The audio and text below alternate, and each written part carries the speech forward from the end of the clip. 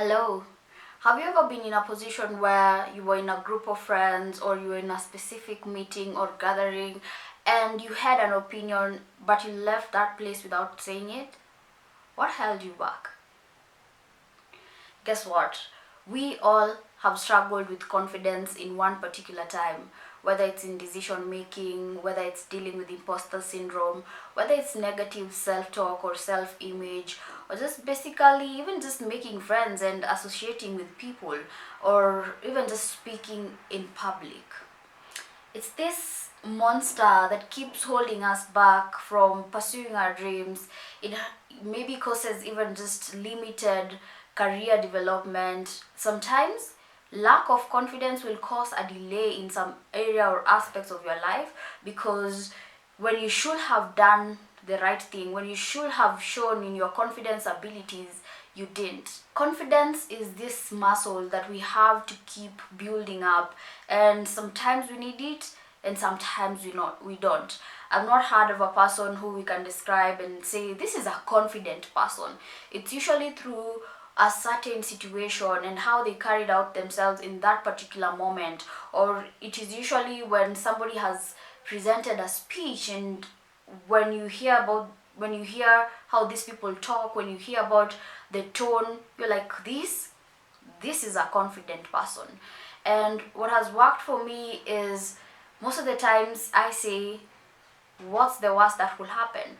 So if there's something that I am required to do and I feel difficulty in doing it, sometimes I may hold back, but if I really have to do that thing at that particular time, I say, what's the worst that could happen? If it's rejection, am I willing to deal with the consequences of that rejection? Am I prepared for it? And sometimes just doing it, and after doing it, you realize, oh, it wasn't that bad after all. And such things, you will realize that they do not require a lot. Rather, just by taking that step and providing an action is when you're able to forge forward and just overcome our fears. Another thing that has worked for me before is rephrasing and looking at it in the reverse. So when you're holding back from doing things, most of the time you're like, what if? And you keep clouding your memory with all the bad things that could happen. And sometimes it may be because of a previous experience, but what if it all turned out fine? So changing from the negative to the positive. So next time you find yourself in a situation where confidence is required, ask yourself, what if? What if it all turns out fine? And that is a possibility and it could happen. I'm going to share a few tips that will help you in your confidence journey. And first of all is to believe. Believe you are what you think you are. You're the baddest guitarist, you're the baddest news anchor, you're the baddest makeup artist, you're the baddest, you name it. When you believe you're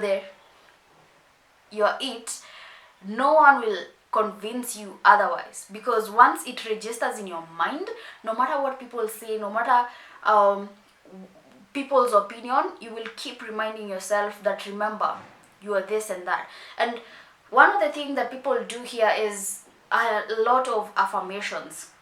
And affirmation is good, but it can't be the only thing. It has to be um, backed up by something else. And I usually say that affirmation is just like a process, but it's not the main thing. Because if I look into the mirror daily and I keep saying, hey, you're enough, you're all this, and at the back of my mind I don't believe it, it will be just talk. But if you now believe and you use the affirmations, it will be a process and it will take you to now believing that you're that thing. But you can't replace affirmations with self-belief. You have to believe in yourself first. Number two is to assess your strengths and your weaknesses. And here, self-awareness is key. What is it that you're good at and what is it that you're not good at?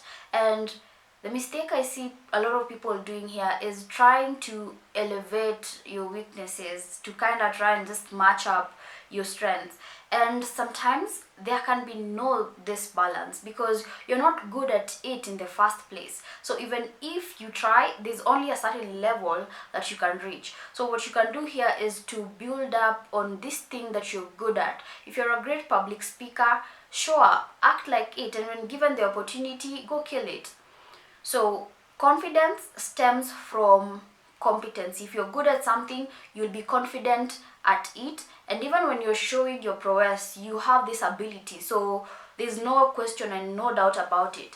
And with this, people can't even ridicule you because you've made peace with the fact that, you know what, maybe I'm not good at this thing. And if you've made peace with yourself that this thing maybe is not my thing, then no matter what people say out there, you won't entertain it because you've made peace with it. Number 3 is our environment, and it constantly shapes who we are. From a study that was done, children that are exposed to extracurricular activity are more confident than people who just maybe focus on books and books alone, because they get to experience different scenarios and all that. And by environment, it's also the people that we hang out with. Constantly surround yourself with people who believe in you, with people who are wase wako. And maybe even just let me give you an example.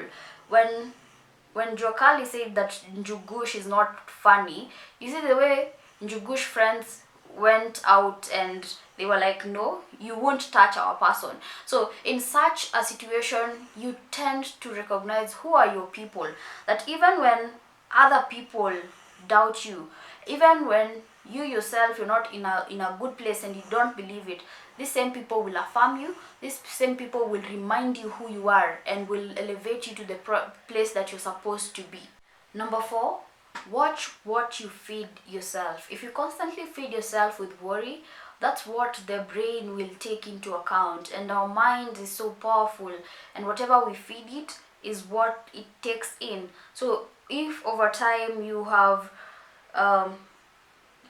either by what you read, by what you listen to, by what you watch, you have consumed fear, you have consumed all these things that keep you anxious or show you that you're not good enough, and you constantly tend even to compare yourself, then that's what your brain will register, that there are people out there who are living their best lives or who have it figured out and you do not. So it's important that we are feeding ourselves with messages that are uplifting, and even songs like I'm Not Afraid, things that will remind us and will help us even to just take that bold step. Number 5 is take your power back. And I mean it. Take your power back from all the people that you think mattered or whose opinion you took into account, either in your early childhood years or even now as an adult. It may be parents, it may be teachers, mwalimu wa math, hello, yeah, it may be these people who we think their opinion mattered at that time or do matter in our lives. And it's important to know that we are the captains of our lives and we decide. So we have the power. So if you believe in a particular thing, no matter what anyone said it, so long as you believe it, you're that thing. So going forth and take your power back. That's all for today. I hope you've learned a thing or two. As always, subscribe and let's do life together. And remember, we have our personal and career development courses on askdamaris.com. You can also link and reach out to me, Ask Damaris, on Instagram. Until next time, this is Maisha Chapters.